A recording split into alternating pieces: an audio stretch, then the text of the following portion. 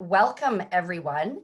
Thank you for joining us in this public webinar on conservation finance and effective governance, featuring Terry Lynn Williams Davidson, Dr. Peter Arquette, and Dr. Amanda Rodwell.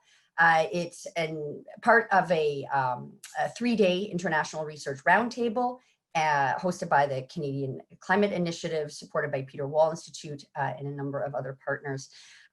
So we have little time with an enormous amount of content to get through, which will be, I'm really looking forward to. So I'm going to actually, I just, one quick FYI, we're not going to have both Amanda and Peter up on the screen at the same time because we have a bandwidth issue, but Peter will be joining us as soon as he's presenting. So we're simply going to have each of the presenters present. We've got a time allocation. If there's time after they've presented, we may be able to sneak in a quick audience question. Otherwise, we'll leave a little bit of time at the end for the audience members. So with that, if it's all right, Terry Lynn, I'm hoping to simply turn it over to you.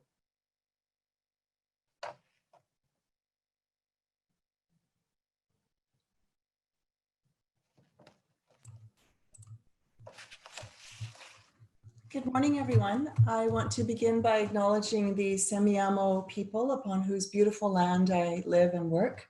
I also want to acknowledge and thank the Canada Climate Law Initiative for the opportunity to speak to you today. I've been asked to illustrate a case study showing the Haida Nation's efforts to foster community through conservation and a new model for governance. I'll begin with a brief background because our background has profoundly affected our outcomes. So for the, we could advance to the next slide, please. I'm sorry, I'm accustomed to doing this, advancing myself, and to the next one. So this is Haida Gwaii from the space shuttle, these beautiful shining islands north of Vancouver Island, south of Alaska. This is the territory of the Haida Nation. Next slide, please. This is my home village of Skidegate as it appeared in 1878. Like all Indigenous peoples, we have used and occupied our territories for millennia. The Haida Nation had many such villages like this throughout Haida Gwaii. We still maintain connections to those areas. Next. Yet this long-standing and ancient occupation for the Haida Nation and many Indigenous peoples across Canada and indeed throughout the world, our ancient occupation is not reflected in the land base or on ocean spaces for people like the Haida Nation, whose territory comprises the ocean. Haida Gwaii is 1 million hectares, as shown here with the original forest cover. Next. The entirety of the islands are claimed and allocated by the Crown to third parties, as shown in the top map. On the bottom map, it shows that 0.16% of the entirety of the islands are contained in Indian reserves, and those are shown in those little yellow pinpoints here and there on the islands. Next. With all of the lands and resources allocated, it led to massive logging developments like this. These were very common when I first started practicing law. They were the largest clear cuts in this province. And this astounding lack of recognition and reconciliation with the Haida Nation mandated a new governance system. Next. The Council of the Haida Nation was formed in 1974. It is not a legal entity in Canadian law. It is not a band council, it's not a tribal council, it's not a society, but rather its foundation is built upon contemporary Haida laws. The mandate of the Council of the Haida Nation is simple and threefold: to protect Haida Gwaii and the surrounding waters, strive for the full independence, sovereignty, and self-sufficiency of the Haida Nation, and third, perpetuate Haida heritage and cultural identity.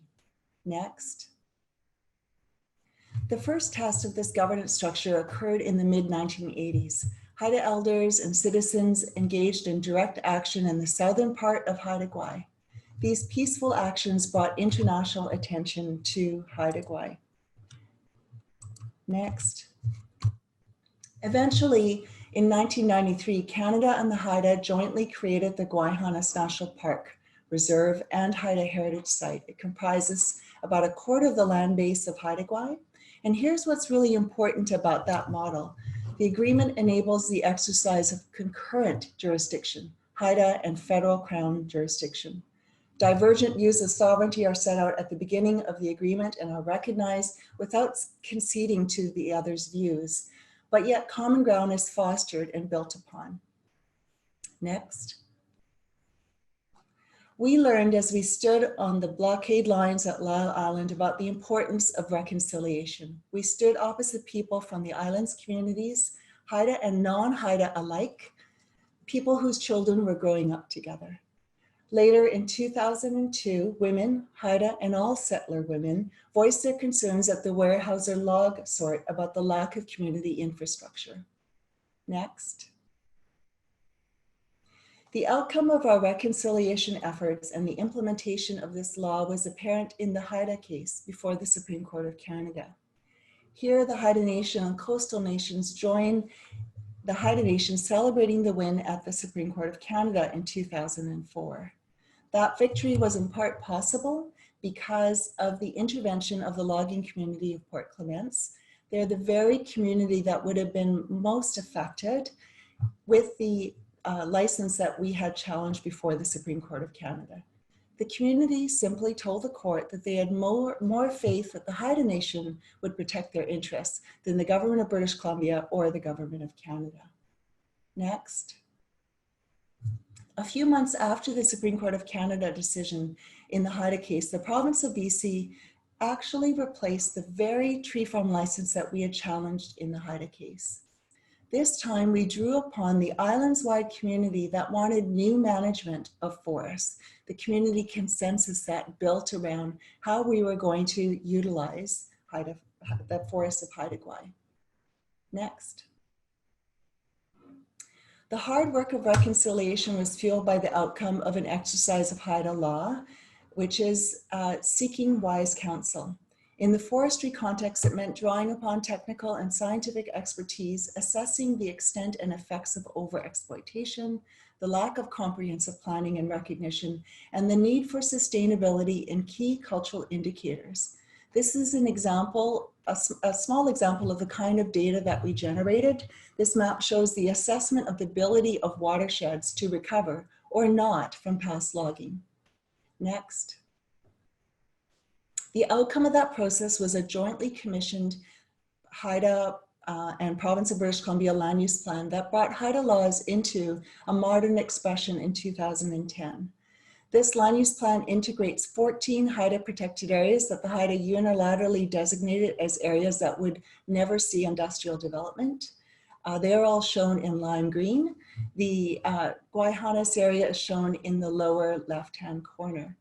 72% of the shoreline is protected on Haida Gwaii, and all lands that you might consider public lands are collaboratively managed with the Province of British Columbia and the Haida Nation under new rules of ecosystem-based management.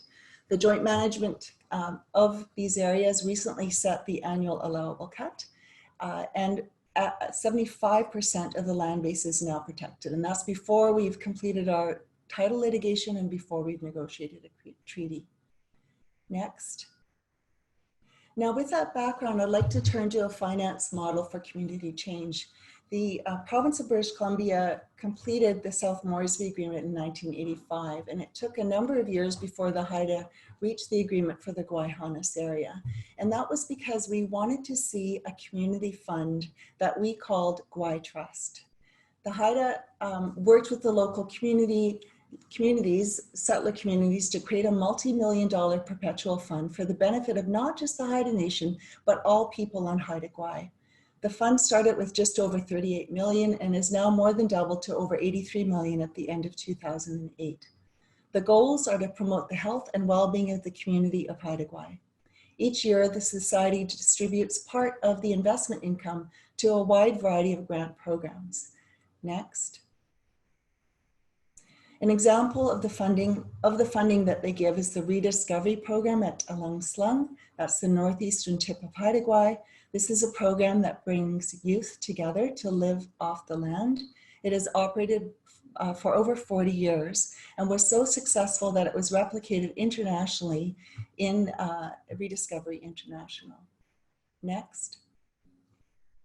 Other community building projects include funding a series of women's dialogue sessions to ensure that gender is also reflected in our governance, and setting our vision for the future.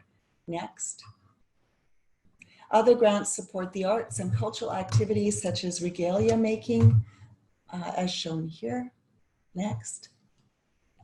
A few years ago, Gwaii Trust partnered with the Skidegate Band Council and a local environmental organization, the Swillowit Sustainability Society, to install solar panels for the Haida Heritage Center, as well as 3 remote youth camps and youth centers. Next. Thus far, I've talked only about the land of Haida Gwaii, but as an islands community, oceans are a great part of our identity and our daily existence. We've developed a marine plan for the Gwaii National Marine Conservation Area Reserve.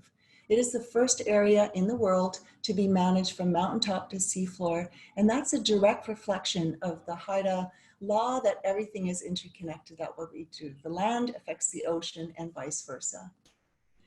It is 5,000 square kilometers and protects 3,500 marine species. Next. Working with Parks Canada, we've compiled volumes of data about the surrounding oceans. We have conducted a traditional knowledge study that assesses the seasonal round and our movement throughout the ocean spaces of Haida Gwaii. Next. We've assessed the species of importance to Haida culture. Often management doesn't consider culturally important species and only ecologically important species. This map is entitled the Haida Ocean Way of Life Map, and it depicts those species that are important to Haida Gwaii, as well as the supernatural beings that are an integral part of the Haida worldview and that are important to consider when we develop management plans. It's important for everyone to know that all of our lands and all of our waters are blanket with traditional knowledge and use, all of which must factor into governance solutions. Next. In conclusion, the Haida Nation has now had over 24 years of experience working with the Crown. In August of 2013, the Government of Canada and the Haida Nation raised a totem pole to commemorate that history in the Gwaii National the Gwaii Haida Heritage Site. It was astounding to me when I attended that event that the RCMP were helping in raising the totem poles, were paddling with the youth, were escorting elders in golf carts up to the totem pole, when yet 20 years or 30 years ago, they were escorting elders to jail. 2 years later, in 2015, evidence from Parks Canada was instrumental in a victory before the federal court to stop a commercial herring fishery from opening in Gwaii. Indigenous peoples are left without any legal recourse but courts, and courtrooms have become the arena for solving problems that the Crown left unaddressed centuries ago. Yet in Haida Gwaii, the Haida Nation's approach has produced benefits, working together with the island's community and the Crown. The goal of reconciliation is directed to blazing a path to the future, a future in which Indigenous peoples are seen and treated as partners in and not obstacles to the future of this country. Thank you. Thank you, Helen, for your technical support as well behind the scenes. And thank you so much. You're right on time. So thank you for those who don't know, Terry Lynn William Davidson. She's a lawyer at the Haida Nation General Council.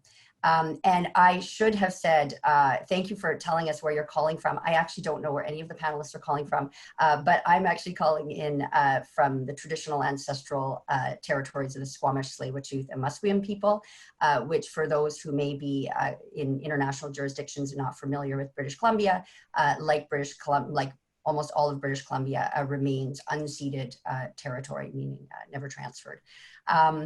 So thank you very much. And we're gonna, I don't see a question right now, so we'll move to, we'll keep time for questions at the end.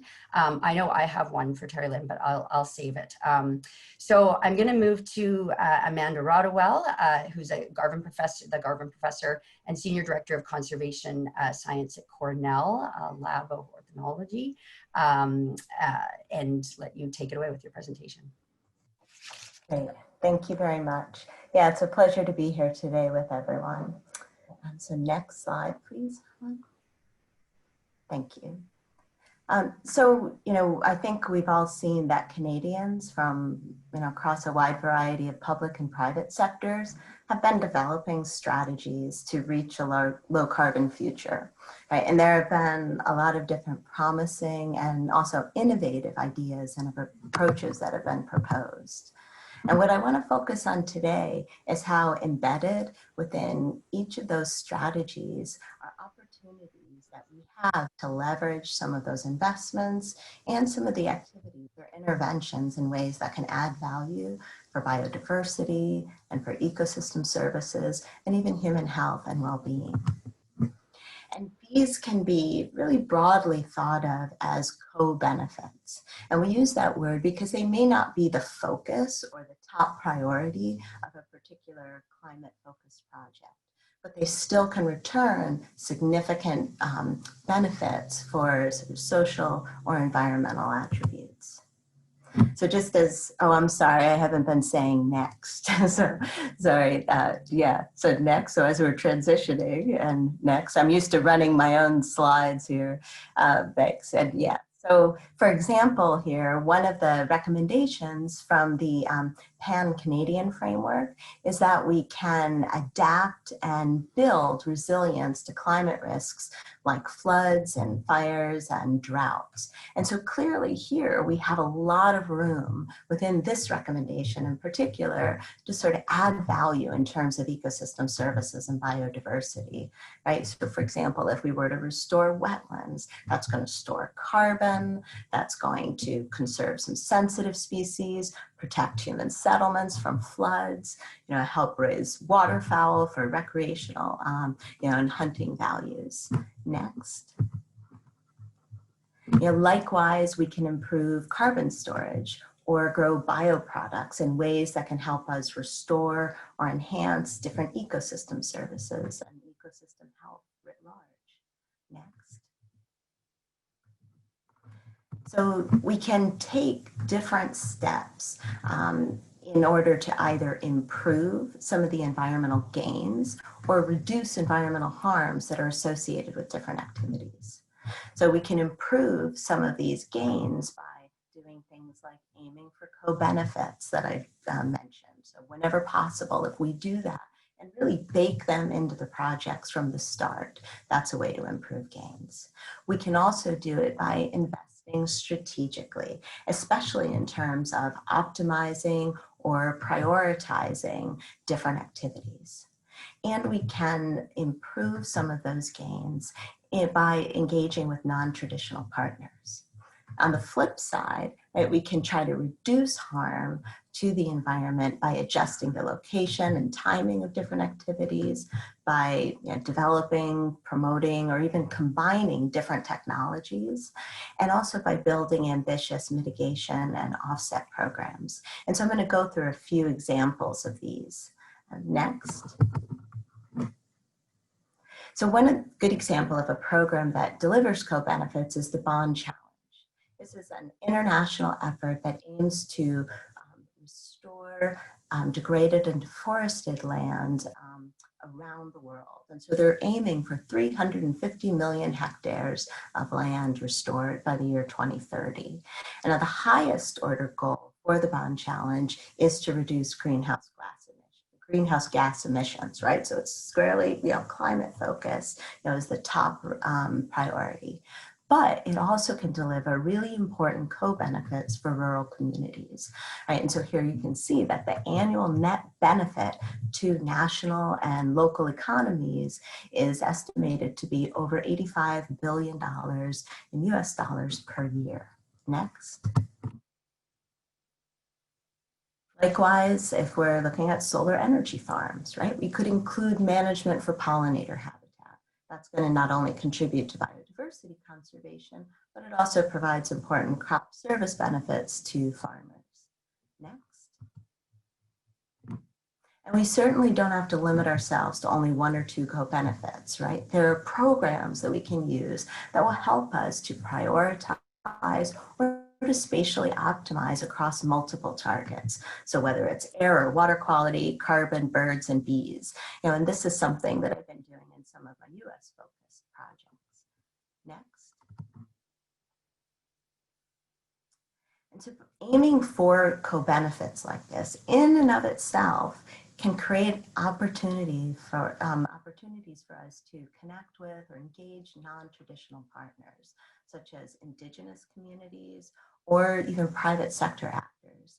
And that allows us to really tap into different ways of knowing, to really recruit a new base of supporters, and even to tap into novel funding streams. Next. Although a lot of the co-benefits that I've mentioned tend to focus on specific social or ecological attributes, we also need to recognize that from the perspective of some of the private sector actors, that they're likely going to see risk reduction, the reduction of those climate-associated risks or biodiversity risks as a benefit to them as well. So what about some of the examples of how we can reduce environmental harm? I'll go through a couple of these. Next, please. So probably the most tried and true approach is simply to avoid sensitive locations and times of years. So there's been steady progress in this front by the wind industry, right? Clearly there are some really good places to put in turbines and some really lousy ones as well. Next. Other times we can avoid different harms at the same time. So for example, over half of North American birds migrate at night. And when these migrating birds are moving across landscapes, they're often attracted to city lights. As they move into those urban areas, they collide with tall buildings, with windows, and are killed. But by turning out the lights in tall buildings, we not only are reducing energy consumption, something we want to do for some of our climate and low carbon future, but we also are saving birds. And so then to link this to the technology gains, at Cornell, we've been building new technologies that combine citizen science data with radar technology in order to predict those big migration nights so we can properly time lights out efforts to reduce the disruption to cities, but also to maximize some of the benefits. Next, please. And there's opportunity to creatively combine different technologies as well. So if we think of renewable energies, if we were to pair hydro and wind energy, it might be possible to allow for higher water flows during salmon runs without compromising energy production. Next, please. And then there's mitigation and offsetting, right? So in these cases, harm is reduced by protecting or restoring land offsite. So usually through payments that the private sector disperses to other partners or actors. Next, please.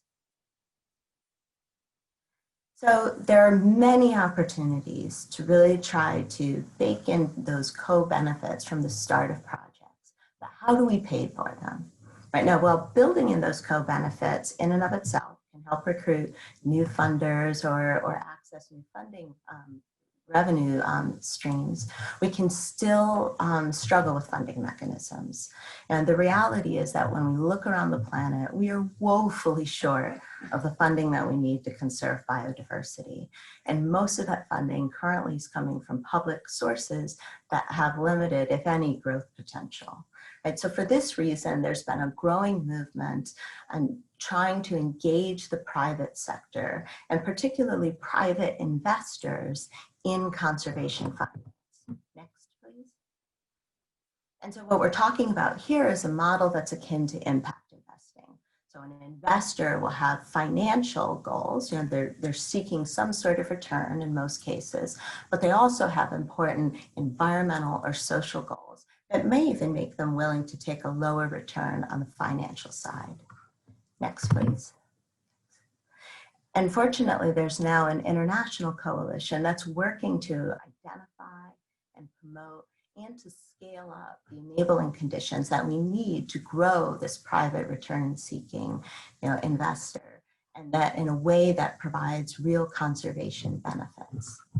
Next. And this group is now working across multiple sectors.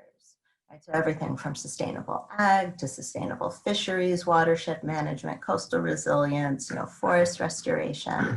And they're now trying to craft what they call as blueprints, or really roadmaps that can help different interested parties and project developers to construct projects that are likely to attract both the investors that they need, but also to deliver on the environmental or social front. So there's enormous potential, right, in this arena, but there's also reason to be concerned about both unintended negative consequences and even in some cases, maybe deliberate misuse. And so I'll mention that the Wall Institute, which is funding this particular series, also supported a previous one on conservation finance. And so a couple of years ago, we convened a group of 22 international experts, some of whom I know are participating in this webinar today. And we identified some of the greatest challenges that are associated with conservation finance. And what you can see on this slide is that the challenges span financial, social, and environmental dimensions. Right? Financial challenges can include everything from the fact that these projects traditionally have been kind of small, and those small transaction sizes just aren't cost effective, right? To maybe uncertainty among investors in terms of the risks or the returns that they might be exposed to. The social challenges, many of them, really center on issues associated with justice and equity and inclusion, and especially like how to ensure that local communities are not exploited or marginalized. Environmental challenges run the gamut as well. So whether it's the absence of rigorous monitoring frameworks, or difficulty valuing ecosystem services, or even the challenges associated with really good project design. So these are challenges that can only be resolved by bringing together experts across disciplines, sectors, and geographies. And we're trying to do some of that today. Next. But the takeaway is that as we're moving forward towards this low carbon future, we do have opportunities both to create novel funding mechanisms, to engage with new partners, and to be innovative in the ways that we're leveraging our efforts to safeguard the ecosystems that are sustaining us. So next, I know we'll be hearing about some of the real projects underway in Canada. But thank you very much for tuning in to this seminar, and thank the other co-organizers, and thank you, Helen, for advancing my slides. Thanks so much, Amanda. So we have some questions that are coming in. I feel like there's a great question that I might hold till the end because it can probably be posed to all of you. But I will throw out one for Amanda that sounds specific to you.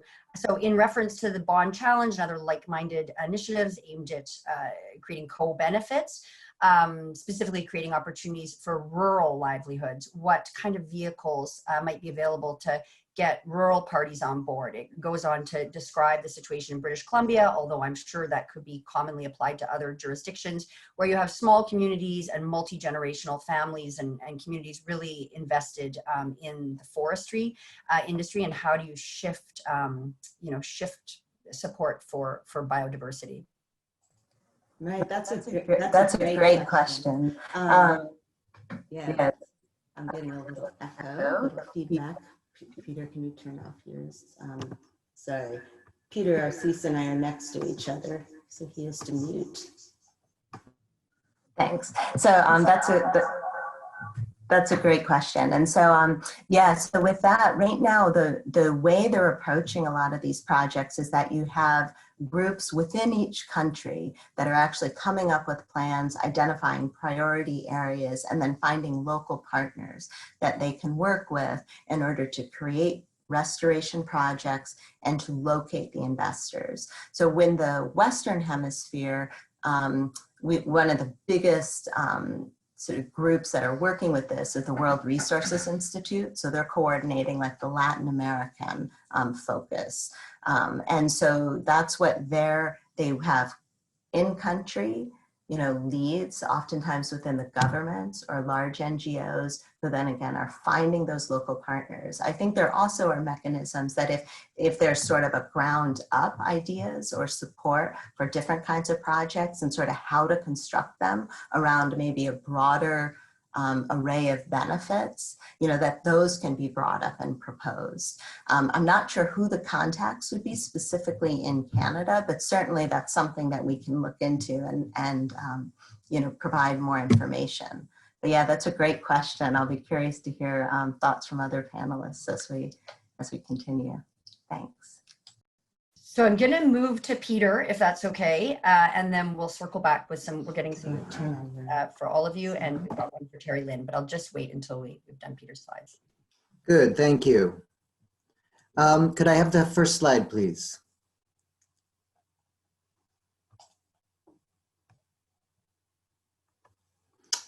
There you go. Oh, the one before that, thank you.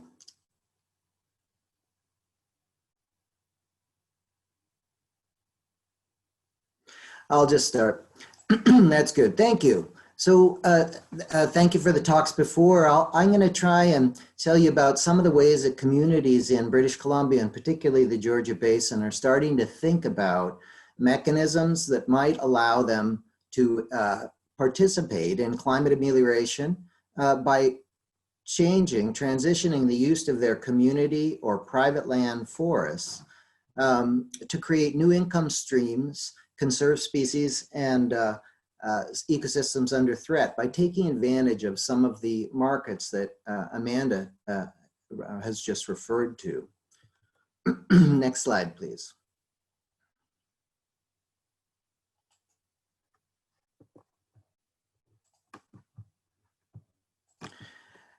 In particular, I'd like to provide some examples from the Canadian Task Force on a Resilient Recovery, which we might use to think about ways to fund these recommendations.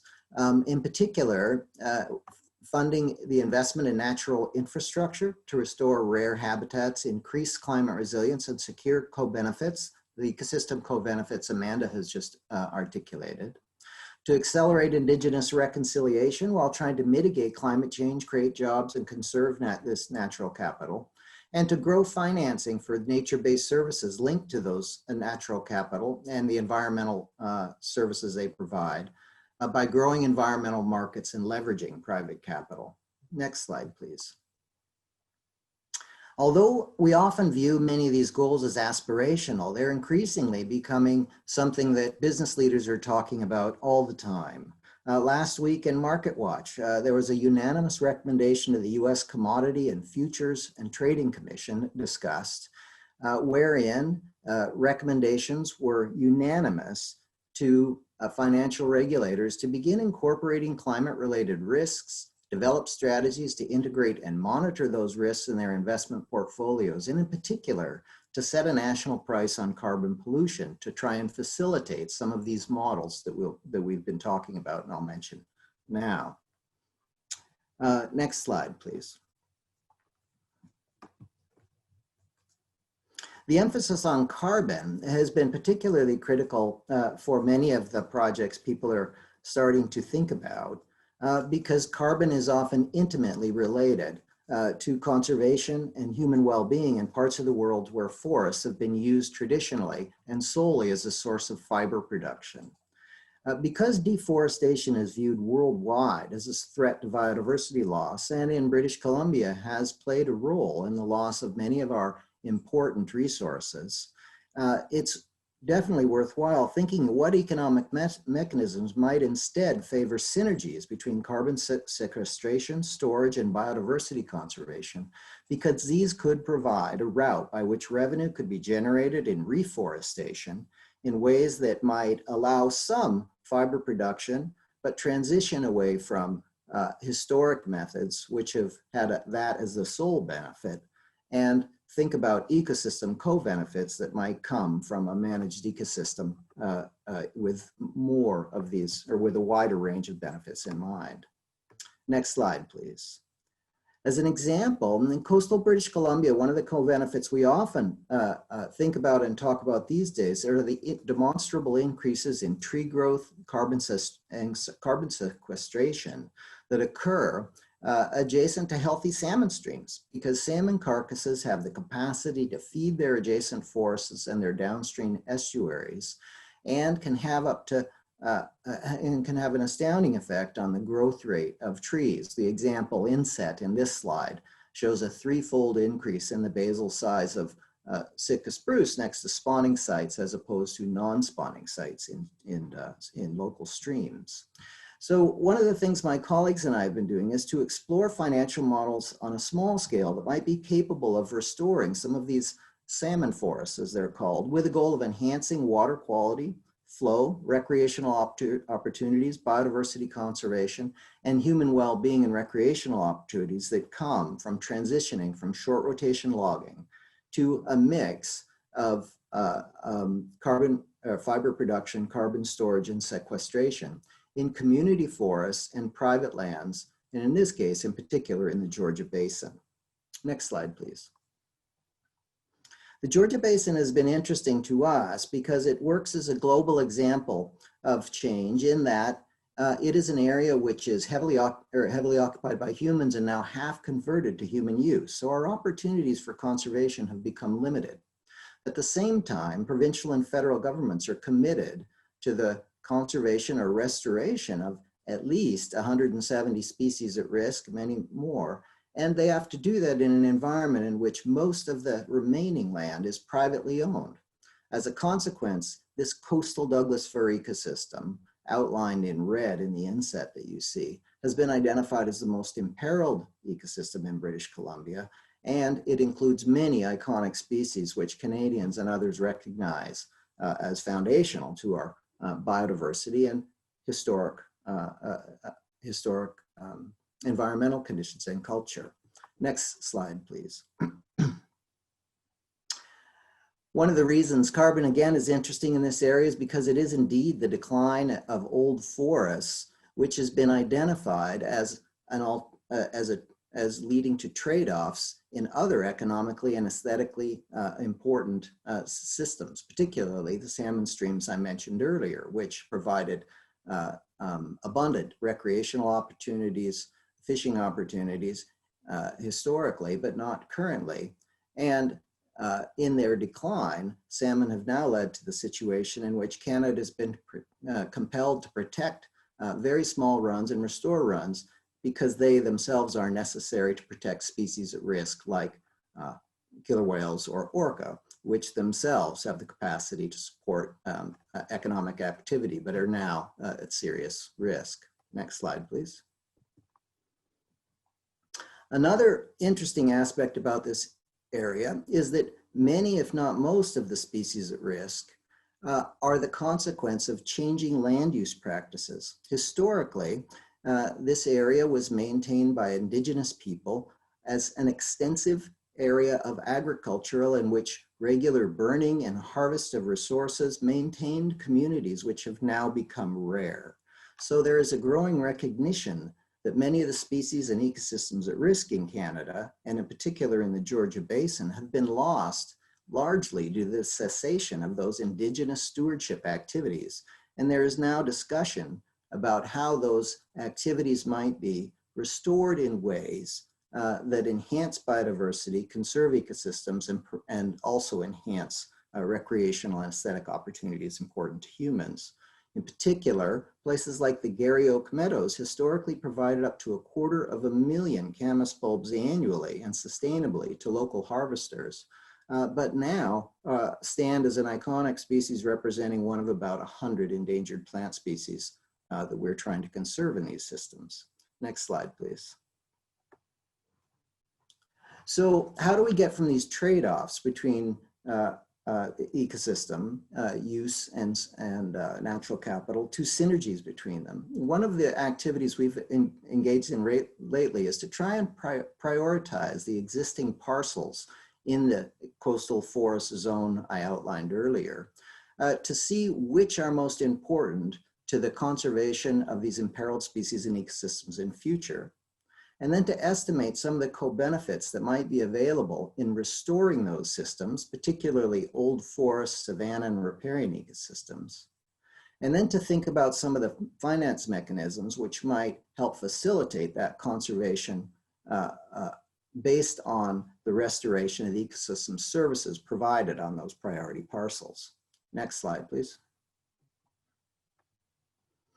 For example, in the Georgia Basin, the coastal Douglas-fir zone, here outlined in yellow, already has some protection, but there is a goal to protect about 17% of these rare ecosystems to achieve targets identified in the Convention on Biological Diversity, which Canada is a signatory to. The green parcels that you see embedded in the yellow represent the existing reserves in this area, but we can also ask, what areas would we need to add to this in order to meet those targets? Who owns those areas, and how might we incentivize conservation on them? Next slide, please. As a baseline, we can assess the current state of those green areas. And this is a very quick example that about 11% of mature forest is conserved, about 10% of savanna habitats, and lesser amounts of some of the rare plant and animal communities in the area. To take those to 17%, again, we can ask which parcels could do it. And we can also keep track of, in this case, the carbon associated with those parcels, because if we could conserve those parcels, we can also conserve the carbon and their sequestration potential in future, and potentially retain an ecosystem benefit that has the potential to contribute to climate change amelioration. Next slide, please.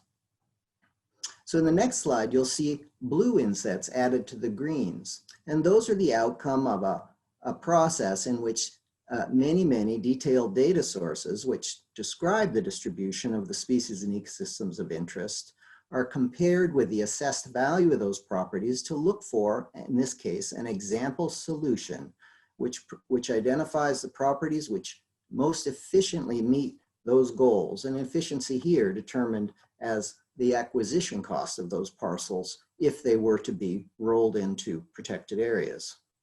Next slide, please. The graph here shows how, as those parcels might be accumulated, their total cost increases and the various goals are met. So in this one, we see that to meet the goal of 17% of the old forest would require the acquisition of about $46 million of parcels, assuming willing seller, willing buyer. We can take that to the next step across all systems. Next slide, please. And in this one, the blue line indicates the cost of conserving all systems. And you can see that once you get that old forest, it doesn't take you much more to satisfy the other goals, because many of these old forests are, in fact, remaining old forests are where some species end. There's a slightly different picture I see projected. If you could have the next slide, please. That shows us how we get there. And then that slide, which is now showing, also shows that as we get to those goals, we accumulate carbon. So this is the standing carbon represented in the areas if they were acquired for conservation. What does that mean? Well, it means that the cost of conservation, if acquisition was a goal, could be reduced substantially, as you'll see in the next slide, by the value of the carbon effectively retained in those parcels. Now, a question arises that carbon may have value, but who pays for that? How would we finance the acquisition of that carbon with its synergistic biodiversity benefits? And one way, of course, is through outright acquisition, and that's just an example here. And the other is through collaborative agreements with the people who own these lands to transition from their, or to maintain or enhance the conditions on their lands as we now see them. Because again, these parcels have been identified as those which have the capacity to solve the government's dilemma of how to conserve at least costs. Next slide, please. So how might we finance this kind of conservation? Well, one example is to think about a public finance mechanism, which in fact already exists in places like British Columbia, and that is to shift property taxes away from properties which provide valuable services to those which do not provide ecosystem services. So if we think about the ecosystem services provided on the inset blue properties, we can ask, what would it cost to reduce the property taxes of those owners to zero, and to fund that reduction by increases in property taxes of people who own the yellow properties? We know property taxes are not popular, but what the example shows you is that to reduce the property taxes to zero costs about $1.5 million per year for those blue properties. And one could achieve that by raising the property taxes by about $2.60 per million on all others. Now, I'll point out that in British Columbia, citizens have voted for $10 to $20 flat tax increases on their property taxes. And so the small amount we're suggesting here is well within what has been demonstrated as citizens' willingness to pay for environmental services. I give a 400% example here simply because one could also think about shifting taxes more strongly to create a fund which could then be used perhaps to solicit bids from private landowners to provide the services in municipalities require. Next slide, please.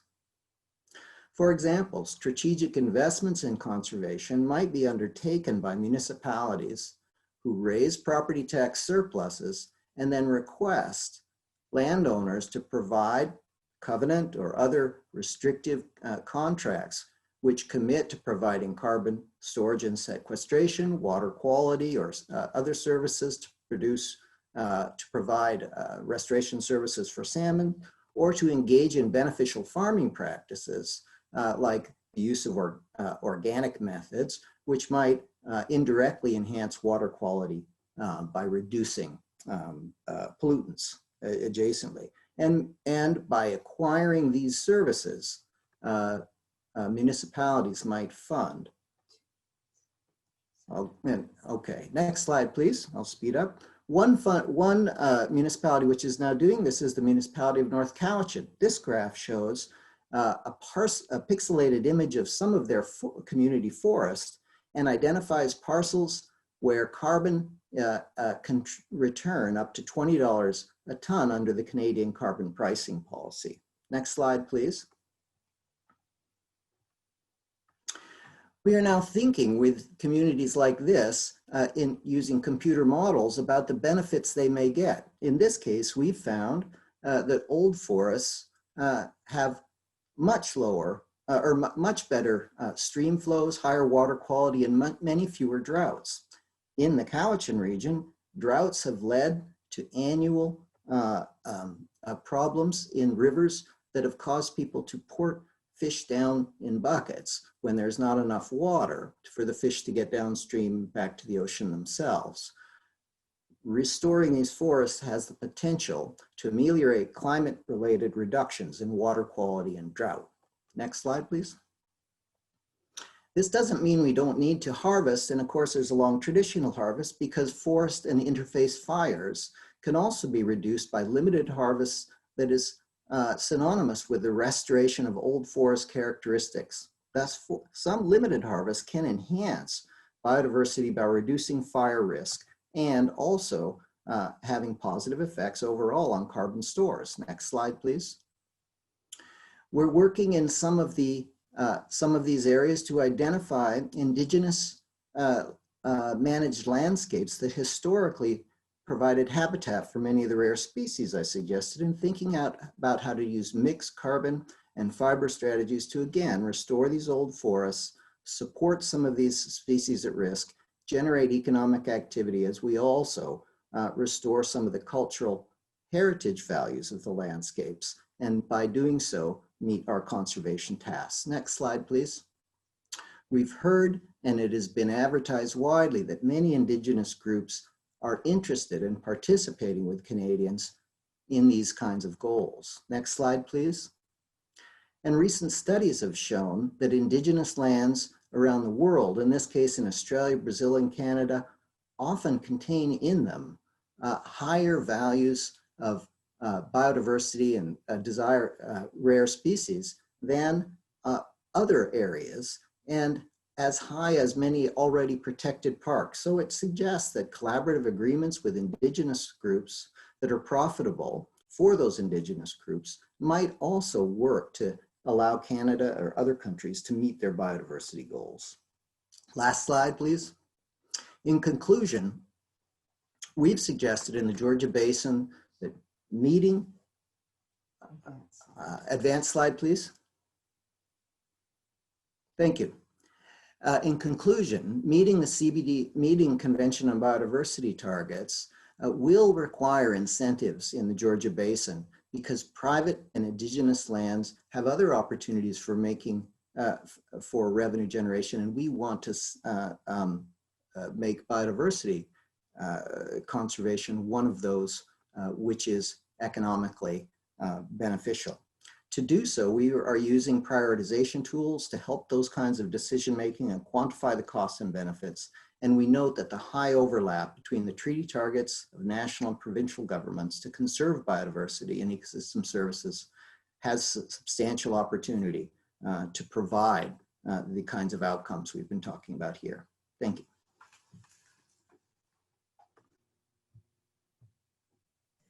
Thank you so much, Peter.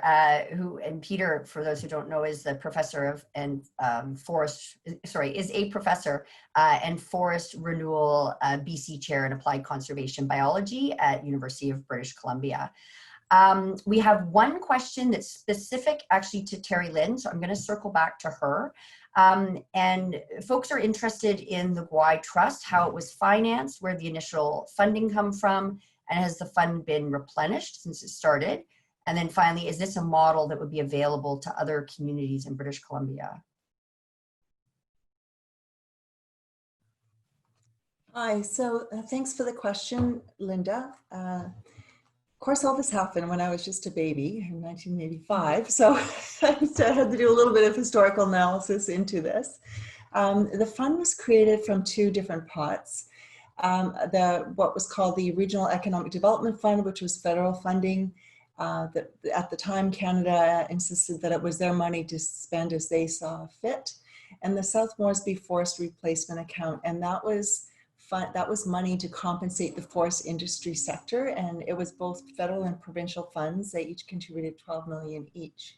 So after the South Moresby Agreement was signed in 1988, the Haida Nation were really clear that all of these funds were not just going to become a spending spree in the forest for the forest economy, but actually needed, as I said, to create a community and develop that community. So we did not sign the Gwaii Agreement until we knew that these key things were set up, that it would be a perpetual fund, that the grants would be given from the interest, and that we would not participate as in an advisory role, but actually were the decision makers about how the funds would be spent.